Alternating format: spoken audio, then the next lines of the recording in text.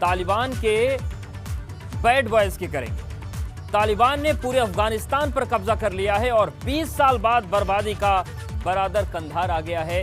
अफगानिस्तान में पल पल घट रही तस्वीरों में देख भारत में रह रहे अफगानिस्तानियों की रूह कांप रही है। लेकिन भारत में कुछ ऐसे मौलाना हैं जिनका दिल तालिबान के लिए धड़क रहा है।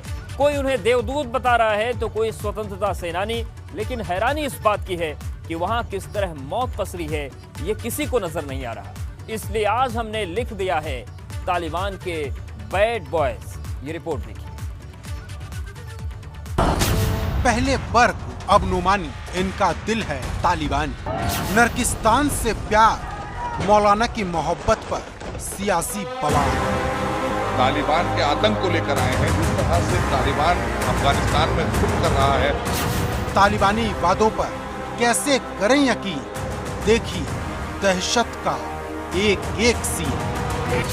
भारत में रह रहे अफगानियों का डर, हालात को देख कांप रहे हैं थर थर। अफगानिस्तान में अभी हालात बहुत ख़राब है, स्टूडेंट्स नहीं आ सकते। वो सब ठीक है, लेकिन जब वो लोग पहले आए तो सब बहुत डरे हुए थे, बहुत डर रहे थे कि न बदला है न बदलेगा, सिर्फ जिहाद का जहर उगलेगा। बर्बादी का बरादर तालिबान के बैड बॉयज।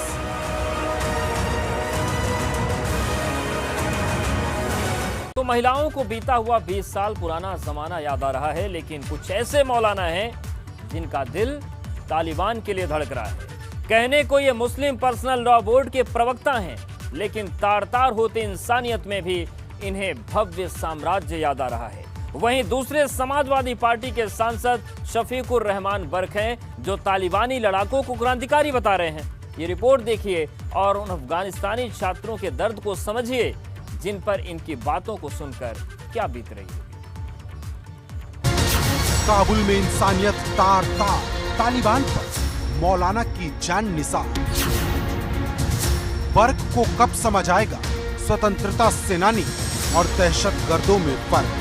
अफगानिस्तान में दहशत मची है, इंसानियत का नामो निशान मिट चुका है। लोग डर के मारे थर थर कांप रहे हैं। महिलाओं को बीता हुआ 20 साल पुराना जमाना याद आ रहा है। लेकिन कुछ मौलाना ऐसे हैं जिनका दिल तालिबान के लिए धड़कता है।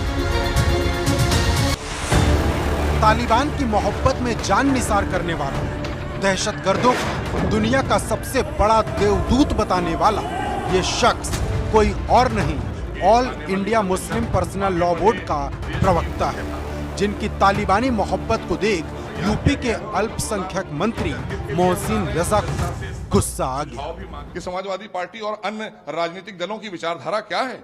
हम अखंड भारत की विचारधारा रखते हैं, ये आतंकी विचारधारा के साथ जाना चाहते हैं, तो हम इन्हें आतंक तो नहीं फैलाने देंगे ना, इन पर कार्रवाई करेंगे। आदरणीय योगी सरकार जहां उत्तर प्रदेश में आदरणीय योगी जी के नेतृत्व की सरकार आज एटीएस का गठन कर रही है। क्यों कर रही है? क्योंकि हमें उत्तर प्रदेश की 23 करोड़ जनता को सुरक्षित भी रखना है। लेकिन तालिबान को देख सिर्फ प्यार नुमानी जैसे मौलाना को ही नहीं हुआ, तालिबान की दहशत के एक कदरदान समाजवादी पार्टी के सांसद शफीकुर रहमान बर्क भी हैं, जिन्होंने तालिबानी लड़ाकों की तुलना भारत को आजादी दिलाने वाले स्वतंत्रता सेनानियों से कर दी।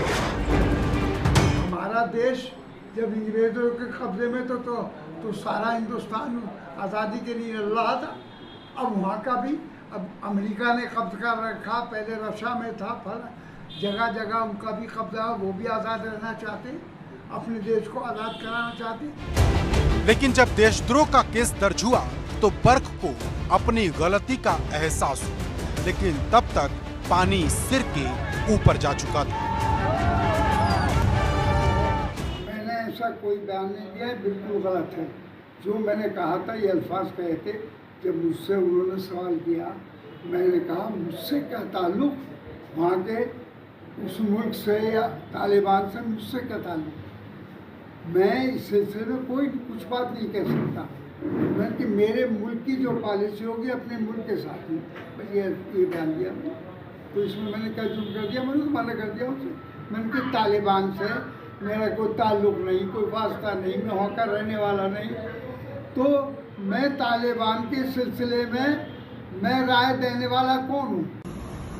संभल से समाजवादी पार्टी के सांसद शफीकुर रहमान बर्क ने अफगानिस्तान के कातिल तालिबानियों की तुलना भारत के स्वतंत्रता संग्राम सेनानियों से। यह वही शफीकुर रहमान बर्क है जिसने पार्लियामेंट में वंदे मातरम गीत के समय वॉकआउट करके भारत माता का अपमान किया। लेकिन सवाल बड़ा है कि जिस तालिबान की पूरी दुनिया में आलोचना हो रही है, उसकी दहशतगर्दी को हर कोई धिक्कार रहा है, उस पर नोमानी और बर्क जैसे लोगों का प्यार क्यों उमड़ रहा है, वो भी तब जब भारत में रह रहे अफगानिस्तानी वहां की एक एक तस्वीर को देख कांप रहे हैं। अफगानिस्तान पर तालिबान के कब्जे के बाद जहां हमारे देश की सरकार हिंदुस्तानी नागरिकों को अपने वतन वापसी के लिए ऑपरेशन चला रही है, तो वहीं जो अफगानिस्तानी स्टूडेंट हिंदुस्तान में पढ़ रहे हैं वो काफ़ी ज़्यादा परेशान हैं, चिंतित हैं अपने मुल्क को लेकर के, अपने परिवार को लेकर के। इस वक्त हमारे साथ जो अफगानिस्तानी स्टूडेंट हैं वो मौजूद हैं। हम उन्हीं से जानने की कोशिश करेंगे कि वो क्या कहेंगे इस पूरे माहौल को लेकर के और जिस तरीके से उनके कंट्री में हालात हैं उसको लेकर के। जो आपके परिजनों से आपकी बात हुई तो क्या बताया उन्होंने? So unfortunately nowadays the situation in my country is not going well. Afghanistan में अभी हालात बहुत ख़राब है, स्टूडेंट्स नहीं आ सकते यहाँ पे इंडिया में। अभी हमारे क्लासेस भी फिज़िकली स्टार्ट होने वाला है 15 सितंबर से। बहुत सारे स्टूडेंट्स हैं वहाँ पे, अभी भी एम्बेसी भी बंद है, वीज़ा नहीं है, बहुत प्रॉब्लम से स्टूडेंट।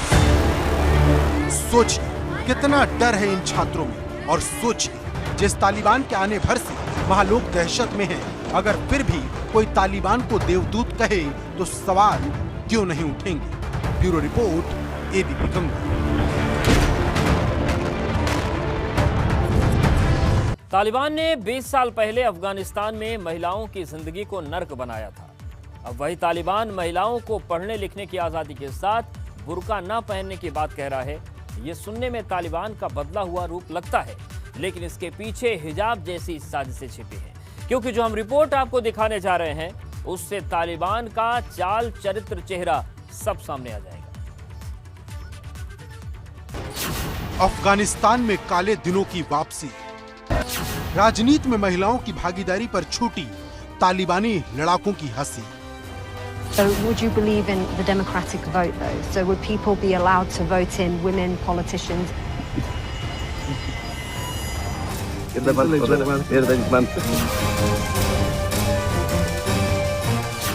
बदल गया या बदलने का दिखावा, आज भी याद है 20 साल पुराना जमाना। अफगानिस्तान की सरजमी पर तालिबानी हुकूमत से अगर किसी को सबसे ज्यादा डर है तो वो हैं महिलाएं, जिन्हें तालिबान की किसी भी बात पर भरोसा नहीं है, क्योंकि तालिबान कहता है कि उसकी सत्ता में महिलाओं को बराबरी की भागीदारी मिलेगी। क्योंकि जिस शरिया कानून के नाम पर तालिबान ने 20 साल पहले अफगानिस्तान में महिलाओं की जिंदगी को नरक बनाया था, अब वही तालिबान महिलाओं को पढ़ने लिखने की आजादी के साथ बुर्का न पहनने की बात कह रहा है। यह सुनने में तालिबान का बदला हुआ रूप जरूर लगता है, लेकिन इसके पीछे हिजाब जैसी साजिशें छिपी हैं, क्योंकि तालिबान ने साफ कहा कि हिजाब पहनना जरूरी। आपको बता दें कि 1996 से 2001 तक के तालिबानी शासन में लड़कियों के लिए स्कूल बंद हो गए थे। महिलाओं को घर से निकलने और काम करने की इजाजत नहीं थी और उन्हें सार्वजनिक जगहों पर पूरा शरीर ढकने वाला बुर्का पहनना पड़ता था। अगर कोई महिला इनमें से कोई भी नियम तोड़ती तो उसे सड़क पर पत्थर मारकर मौत तक की सजा दी जाती थी। यह तालिबानी लड़ाकों के लिए किसी इवेंट की तरह था। ऐसे में बड़ा सवाल यह है कि जो 20 साल पहले हुआ था क्या वो अब नहीं होगा। वहीं राजनीति में महिलाओं की हिस्सेदारी पर तालिबान का क्या रवैया है, ये देखकर आप खुद हैरान रह जाएंगे। और महिलाओं को लेकर तालिबान क्यों किसी हैवान से कम नहीं लगता, ये भी साफ हो जाएगा। So would you believe in the democratic vote though? So would people be allowed to vote in women politicians?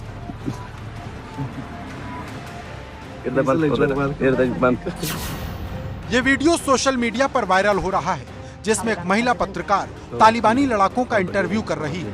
Video में महिला पत्रकार तालिबानी लड़ाकों से पूछती है कि क्या उनके राज में अफगानिस्तान में महिलाओं के अधिकारों का सम्मान किया जाएगा। इस पर लड़ाके जवाब देते हैं कि इस्लामिक कानून यानी शरिया के मुताबिक महिलाओं को सारे अधिकार मिलेंगे। इसके बाद महिला पत्रकार पूछती है कि क्या अफगानी नागरिकों को किसी महिला को वोट देकर सत्ता में लाने का अधिकार होगा। इस सवाल के जवाब में तालिबान के लड़ाके ठहाके लगाते नजर आते हैं। पहले एक हंसता है, फिर दूसरा और तीसरा, और फिर ये तीनों कैमरा बंद करा देते हैं। Taliban president. Would that still include women's rights and a democracy?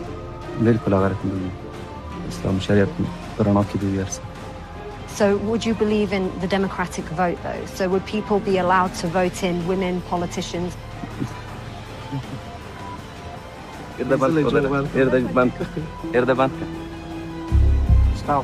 Okay, that's fine. We just want to answer it. That's all right.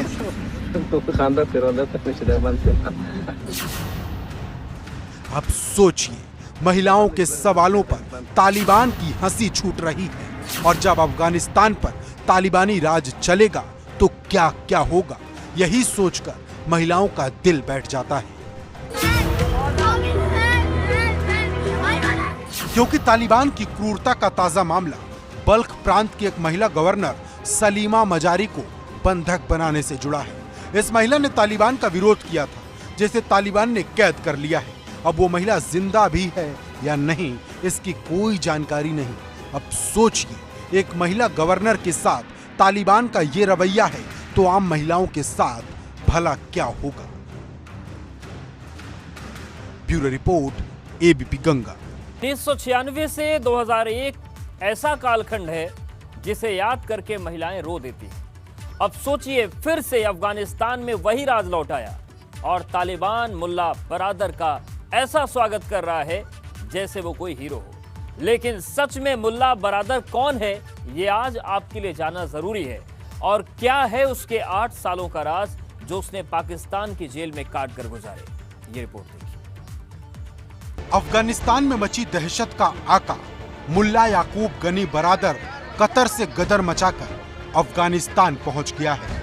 मुल्ला बरादर का स्वागत तालिबान के लड़ाकों ने कंधार एयरपोर्ट पर ऐसा किया जैसे वो कोई विलन नहीं, हीरो हो, क्योंकि यही वो शख्स है जो अफगानिस्तान में तालिबानी हुकूमत को चलाएगा। आप तस्वीरों में देख सकते हैं कि मुल्ला बरादर C-17 महाबली विमान, जो कि एक अमेरिकन विमान है, उससे कंधार पहुंचता है और कमांडो की सुरक्षा घेरे में एयरपोर्ट से निकलता है। इस दौरान तालिबान के लड़ाके ताली बजाकर और हथियार लहराकर अपने आका का जोरदार स्वागत करते हैं। पूरे 20 साल बाद मुल्ला बरादर अफगानिस्तान लौट कर आया है। जब उसका काफिला कंधार हवाई अड्डे से गुजरा तो पूरा अफगानिस्तान का दिल दहलने लगा। आपको बता दें कि अफगानिस्तान पर कब्जे के बाद तालिबान ने सरकार बनाने का रोड मैप भी दुनिया के सामने रख दिया है। तालिबान का सह संस्थापक मुल्ला अब्दुल गनी बरादर अब अफगानिस्तान का नया राष्ट्रपति होगा, जो अब जिहाद का जहर अफगानिस्तान में भरेगा। लेकिन ये बात कम ही लोग जानते हैं कि तालिबान का सह संस्थापक और मुल्ला उमर के सबसे भरोसेमंद कमांडरों में से एक मुल्ला अब्दुल गनी बरादर को 2010 में पाकिस्तान ने कभी गिरफ्तार किया था और पूरे 8 साल तक उसे जेल में कैद करके रखा था। लेकिन डोनाल्ड ट्रंप के निर्देश और तालिबान के साथ डील होने के बाद पाकिस्तान ने 2018 में उसे रिहा कर दिया। पाकिस्तानी मीडिया के मुताबिक बरादर उस समय के अफगानिस्तान के राष्ट्रपति हामिद करजई के साथ अकेले ही एक डील पर बात कर रहा था, जो पाकिस्तान को नागवार गुजरा था। इसके बाद पाकिस्तान ने मुल्ला बरादर को जेल में डाल दिया था। जानकारों की माने तो मुल्ला बरादर की आर्मी में ISI के कई आतंकी शामिल हैं, जिनके नापाक मंसूबे क्या हैं ये किसी से नहीं छिपे। हालांकि कश्मीर पर तालिबान ने साफ कर दिया कि वो भारत का आंतरिक मामला है, लेकिन तालिबान की बात पर भरोसा करना फिलहाल ठीक नहीं, क्योंकि तालिबान से दुनिया के क्या संबंध होंगे इस पर कई देशों ने अपने पत्ते नहीं खोले हैं, जो कहीं ना कहीं ये बता रहा है कि जो कुछ भी अफगानिस्तान में घट रहा उसका एक बड़ा रिएक्शन अंतरराष्ट्रीय मंच पर दिखाई दे सकता है। Bureau report, ABP Ganga.